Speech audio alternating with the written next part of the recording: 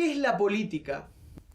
No, la política simplemente se refiere a el espacio de lo público, donde se toman las decisiones que nos afectan a todos, para separarlo del espacio de lo doméstico, lo privado, donde cada uno se la arregla con sus propias uñas.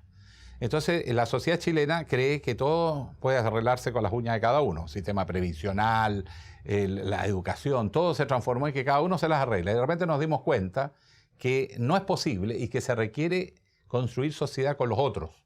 Y por lo tanto, el espacio de lo político empieza nuevamente a recuperar importancia, que es el espacio de toma de decisiones que nos afectan a todos. Y necesitamos un espacio cada vez creciente de la política y una nueva política también, que una nueva manera de tomar las decisiones más abierta, más democrática, más transparente y más horizontal. Usted pasó a ser de un observador de la vieja política a ser parte de los viejos políticos, podrían decir algunos, o de ingresar a verlos cara a cara. ¿Cómo fue ese proceso? En realidad yo diría que es una transición. Yo me siento un político de transición. Yo sentía, ya está pasando los 60 años, que ya no tenía mucho que aportar en la televisión que venía, porque viene una nueva época, no solo por los soportes tecnológicos, no solo por los modelos de negocio, sino esencialmente por los contenidos. El joven tiene una manera de mirar el mundo muy diferente al viejo. Y la televisión, por su naturaleza de medio de comunicación, anuncia mucho lo nuevo. Y la creatividad y el liderazgo es el que está más creativo, que va más adelante en lo que viene. En consecuencia, sentía que yo había ya hecho mi aporte lo mejor que podía. Entonces empecé a ver dónde me conseguía vuelo como para el último empeñón, ¿cierto? Cómo reinventarse.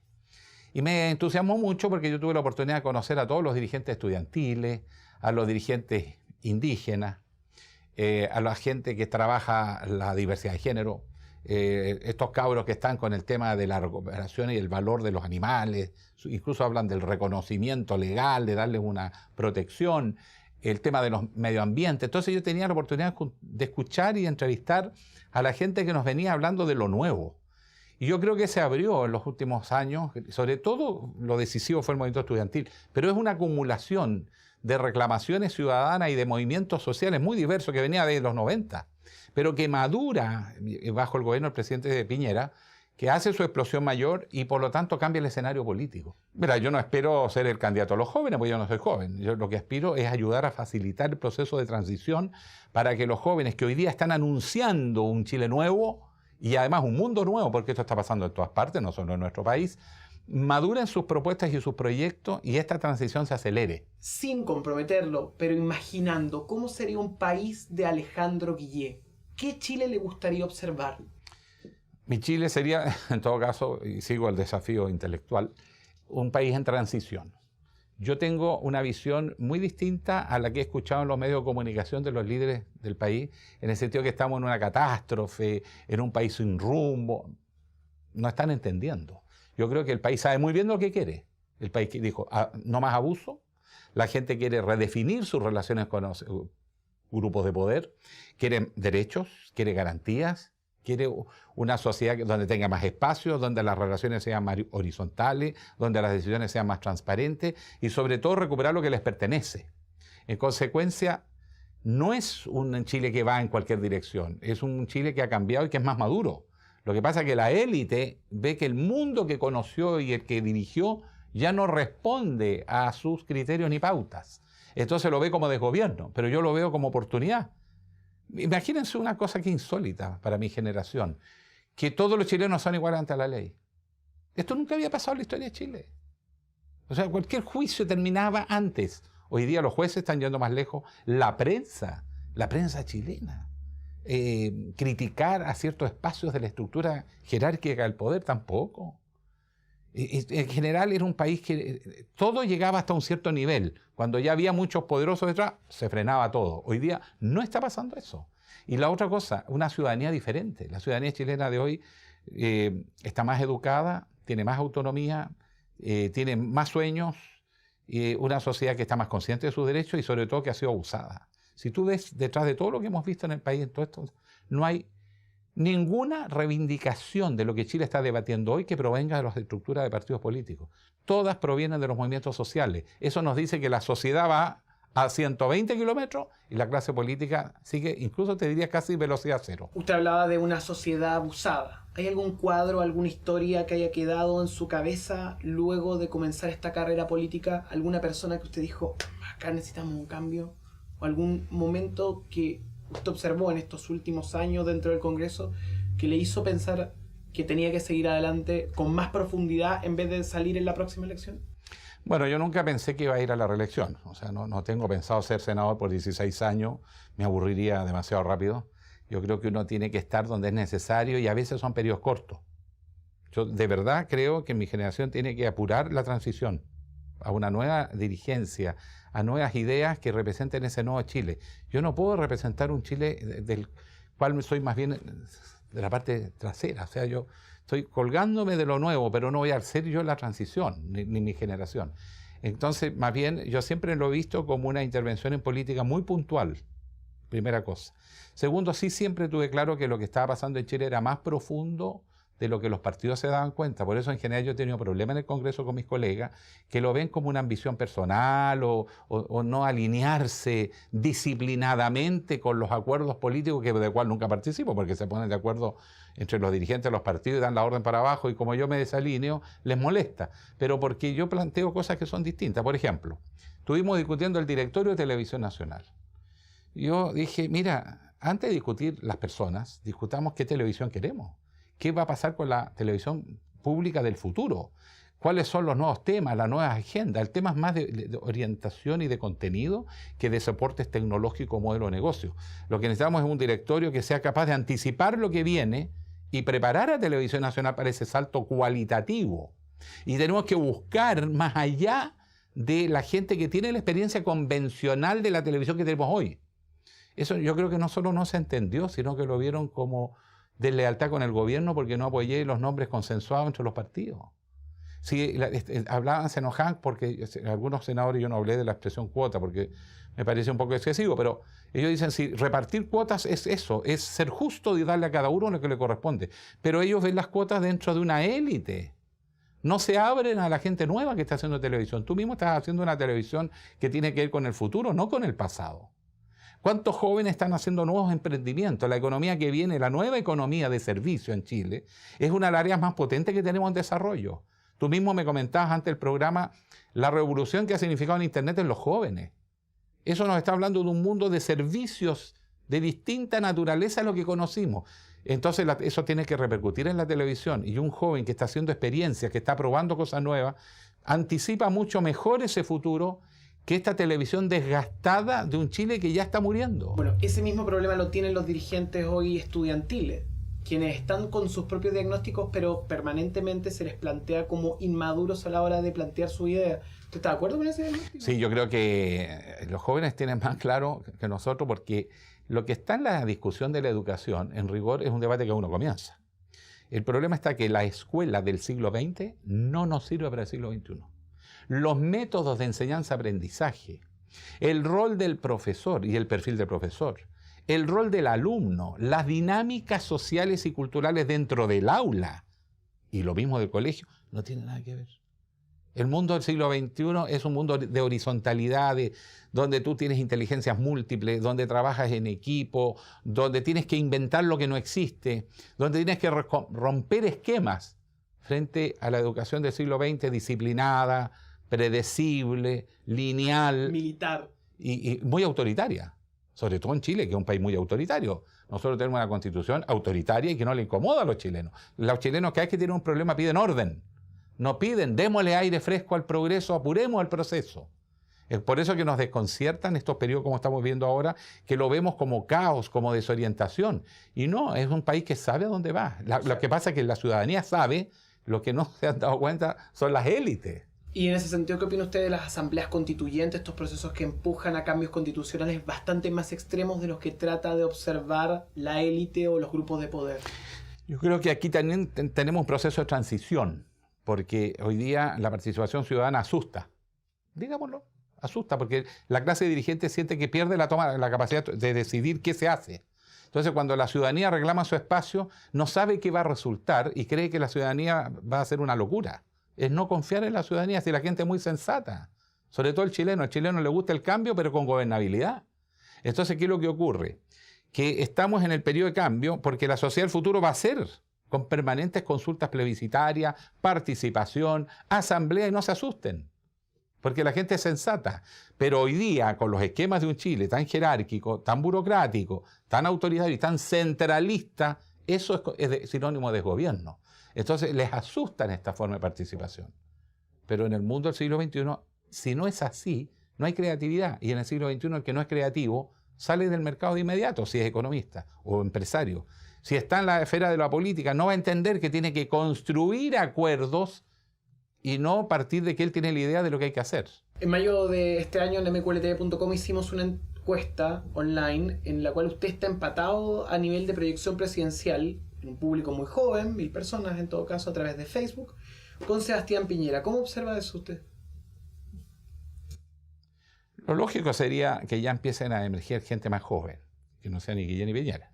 O sea, yo creo que, por ejemplo, yo le tengo muchas fichas puestas a Jackson, a Boric, ¿cómo se llama? A Carol Cariola, en fin, a los lolos de la nueva generación, a Mirosevic. Y por eso me gusta verlos en su rebeldía, pero yo no lo voy a hacer, porque no sería, nadie entendería por qué es que anda haciendo este gallo. Pero en los jóvenes es lo que uno espera en esta primera etapa. Y que eso en algún momento madure como opción, más allá de las experiencias sectoriales que ellos tienen, y empiecen a construir también una visión más integral del Chile posible. Pero ellos no pueden postularse a presidente. No pueden, pero yo creo que hay que ir mirando que esa va a ser la generación de reemplazo. Entonces mi generación debería ya asumir que nosotros estamos en una carrera de relevo, y donde vamos a tener que pasar muy rapidito la antorcha. No va a ser 400 metros, va a ser 100 metros y vamos a tener que pasarlo a los 20 metros y decirle, sigan ustedes, porque este Chile les pertenece. ¿La prensa chilena es objetiva? Yo creo, mi experiencia ahora, estando en los dos lados, es que la prensa chilena se repite una a sí mismo. O sea, un medio tira algo, todos se cuelgan. Y repiten lo mismo y no verifican. Por ejemplo, me han atribuido votaciones en el Congreso, lo dijo un medio, nadie verificó si era verdad o no. Y resulta que yo no voté como decía la primera versión, pero ya se transformó en un hecho. Y aunque yo diga, no voté así, ya está instalado. Es curiosa, la prensa yo creo que está más crítica, ese es el mejor avance que ha tenido, se atreve más, se desafía al poder, eso también es muy positivo, pero nos falta rigor y profundidad, sobre todo contextualizar los hechos para que se entienda lo que está en juego. Por ejemplo, cuando discutimos el tema de la AFP, no estamos discutiendo una discusión técnica. Esto es una discusión política. Tiene que ver con cómo le das una pensión razonable a la gente, pero segundo, ¿qué haces con ese gigantesco fondo de ahorro de todos los chilenos? ¿Quién lo maneja? ¿10 grupos económicos? ¿O vamos a buscar mecanismos para que la sociedad defina que quiere invertir esos recursos en un desarrollo productivo, en cadenas de valor, en generar nuevos negocios, en apoyar al emprendedor pequeño mediano, cuidando, por cierto, que sean proyectos serios, que se puedan verificar y validar, pero promoviendo una nueva economía y el salto de Chile al siglo XXI, o va a seguir siendo un fondo manejado por los grupos económicos para seguir concentrando la propiedad en pocas manos, para seguirla sacando del país? El 45% del ahorro de los chilenos está en el extranjero, dando empleo afuera. Y aquí no hay capitales y nos quejamos que no hay inversión, cuando hay tantas necesidades. Si es candidato, ¿iría a primarias con la nueva mayoría? Mira, lo que pasa es que la gente siempre que me hace esas preguntas supone tácitamente una serie de condiciones. Cuando yo digo, no estoy en eso, la gente de repente piensa que uno se está corriendo. No, lo que pasa es que uno tiene que estar donde es necesario, que es distinto. Las encuestas algo van señalando si uno puede servir o no servir, si uno es capaz de congregar, además del apoyo a uno, más apoyo de otros que no están con uno, pero que nos necesitas, porque en política tienes que sumar, y al sumar tú también tienes que bajar algunas propuestas que haces y acogerlas del otro, y entonces hay gente que te empieza a decir, no, pues yo te apoyaba porque tú estabas en esa postura, pero si ahora estás negociando, eso no. La política requiere mucha negociación, requiere mucha renuncia.